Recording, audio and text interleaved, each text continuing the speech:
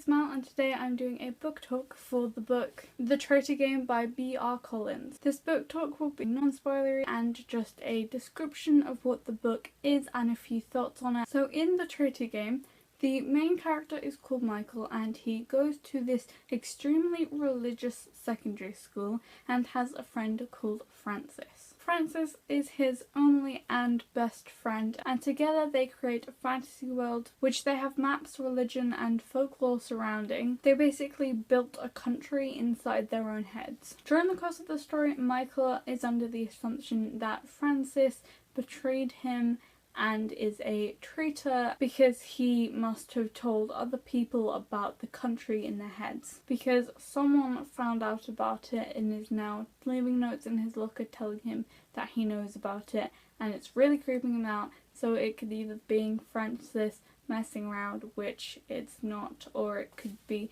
him telling other people, or maybe other things happened. And he's never really had a friend before, so he doesn't really know how to deal with this situation. And while this is going on, there's also a minor plot which involves people inside the fantasy world that clearly don't exist. And there's this guy who gets captured and is a slave and then defeats this maze thing with tiles that you have to get across to live, and becomes friends with the Duke's son. There's also this whole thing where Michael's all like, oh, I don't want to do this anymore because it's really childish, but he really does because it's his little thing and he worked so hard on it for ages and ages that it would kind of defeat the purpose to not have it around anymore. This book is filled with teen angst and boy rebellion. It also deals with them looking back on the past and thinking about how childish the things that they used to do when they were children were, because that's obviously what would happen when you grow up. And there's also a fact of bullying and Francis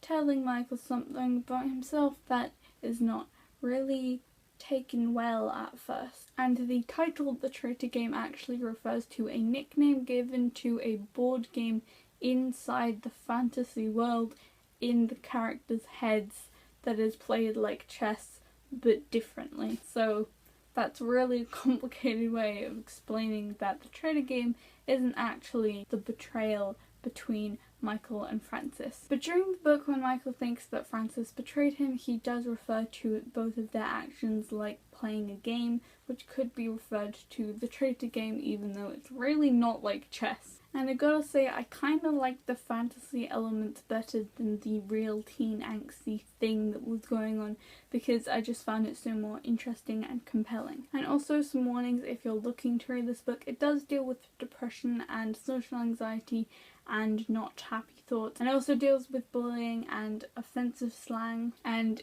a lot of swearing. And if that really isn't any of your things, you should probably not read it, because that's like the main point of it. The storyline taking place in the fantasy world was more action, adventure and thriller based, and that's really what I was expecting from the whole book, but I really didn't go that way. Edgard is used as a coping mechanism and is really quite interesting to see the way that Michael's brain works, and all of the miscommunication shared by the characters was almost painful to read. So those were all of my thoughts on The Traitor Game by B.R. Collins. I hope you enjoyed. If you've read it, give me your thoughts because I'd love to know what you thought of it, and I hope you enjoyed. Bye!